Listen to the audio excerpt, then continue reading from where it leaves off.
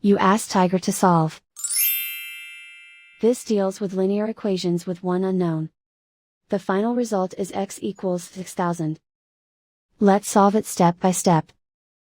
Group all constants on the right side of the equation. Subtract 170 from both sides. Group like terms. Simplify the arithmetic.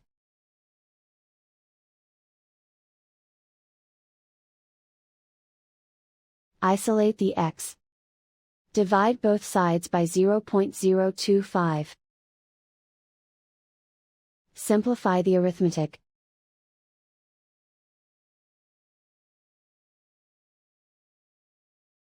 And so the final result is x equals 6000.